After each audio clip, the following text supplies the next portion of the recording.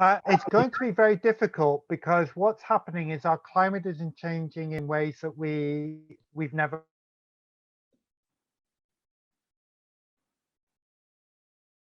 indicators. So when we have El Nino Southern Oscillation changes, an El Nino or La Nina year, you usually can predict it because it starts with changes in ocean temperatures in the Southern Pacific, in the Southwest Pacific, and you can see that it's happening. And El Nino and La Nina conditions last for several months, so usually during the course of a year, and you therefore have an indication that it might have an impact in those parts of the world, such as parts of Africa. But climate change is causing changes that we don't know really how to predict. We know overall the pattern is that it's changing rainfall, so it can be more intense when it rains, but also longer periods of dryness, and the rates of evaporation are higher as well. But the pattern of rainfall is also shifting. So you can start getting heavy rain later in the year or earlier in the year than before, simply because we're changing the overall circulation system in the atmosphere.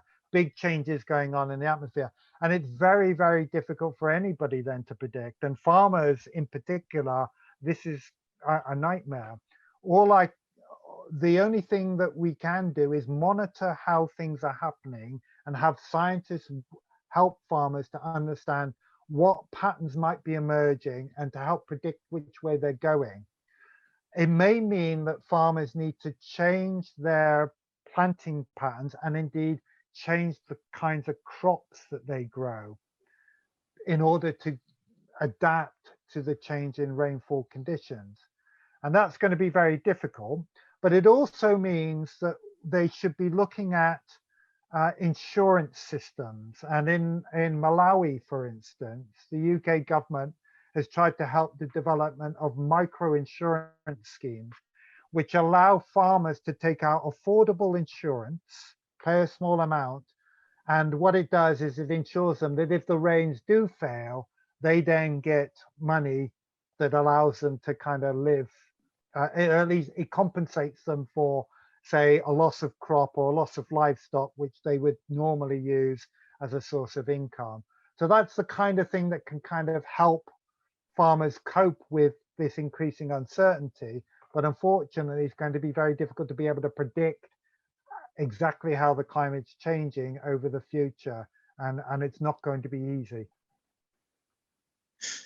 So this is going to be very difficult for farmers here in Africa. I mean, some of them are not educated. They are just, I mean, ordinary people out there trying to feed the nation. And so yes, it is very difficult for farmers to determine the onset of the season.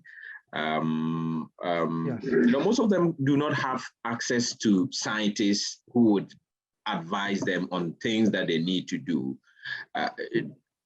Do we know something that they can be doing personally? I mean, should they just plant when they see the rains coming, or they would have to, what exactly do they have to do? I mean, as individual farmers, because you travel to villages where it will take so many years for literate to even go there.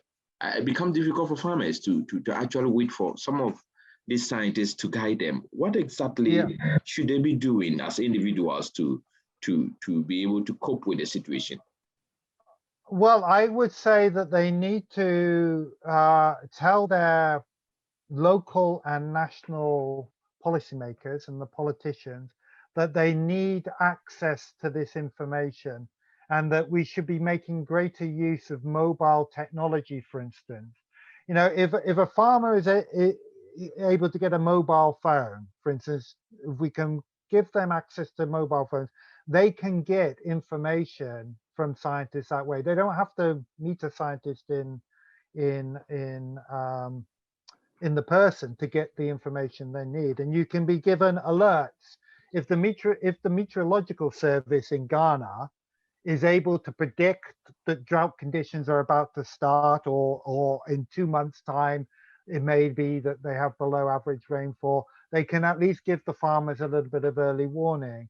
the mobile technology can also be linked with microfinance solutions that allow the farmers to use the mobile phone in order to take out insurance, so that they have that extra knowledge and assurance that if they are hit by drought, if they aren't able to plant their crops, or their crops are going to fail, or their livestock are going to die, that they know they will have access to an insurance payout that will help them and their family survive. And as I mentioned, in Malawi, there are already some tests that doing this, that allow greater access to information from the scientists, that give them advance warning if there's likely to be a problem, and then gives them access to an insurance system that allows them to insure themselves in case there is a failure, and they then have to rely on an insurance payout because they're not going to be able to sell crops or livestock. And that, you know, we have to stop climate change because it will just get worse and worse. But in the meantime, because the climate is already changing, we have to adapt and make ourselves more resilient to these impacts. And unfortunately, that means the farmers in Ghana, like everybody else, is going to have to find new ways of coping with this. And they ought to be able to rely on scientists and everybody else to give them more help. And I just finally, I would say that the rich countries like the United Kingdom, have a responsibility to help support and invest in giving better access to information and support to farmers in places like Ghana. It's a responsibility, in my view, that the rich countries have.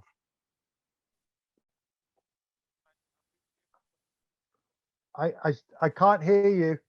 All right, thank you so much. I'm really okay. grateful. I can now. Yes. I'm really grateful for this information. But I don't know if you are studying the trend in Africa, if you are studying the trend in Africa, where we report on a lot of issues concerning farmers with regards to climate change and the drought we are talking about.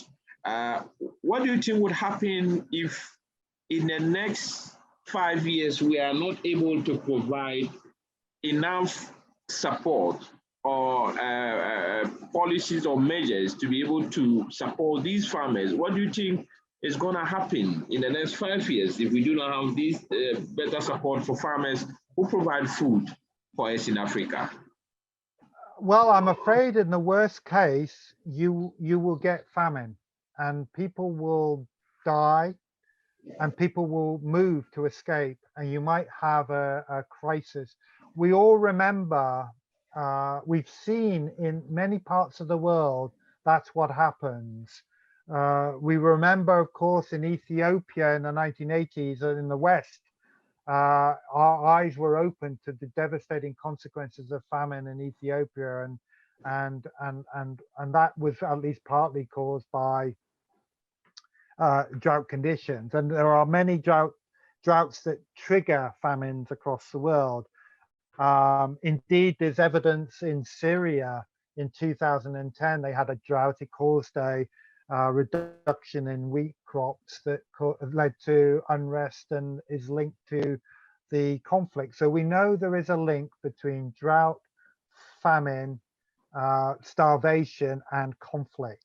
And that is why the incentive is there to do everything we can to help farmers to cope with this, to find ways around it. It may mean they have to change their patterns of farming. It may mean they need to, you know, help in developing better irrigation systems, or choosing crops that are more resistant to drought, that can cope with lower levels of rainfall. All of these things we need to do. The one thing we can't do at the moment is reverse the climate, unfortunately. We can't make the climate go back to the way it was. It's changing, it's becoming more extreme in many places, and we're just going to have to make ourselves more resilient and adapt to it where we can, and give farmers the help, because as you've mentioned, without farmers, we all will die, because there won't be enough food for anybody. We all rely, every part of the world relies on farmers, because ultimately we all need food, and farmers are the ones who give us the food. So it's all in our best interest to help the farmers with the task of adapting to this changing climate.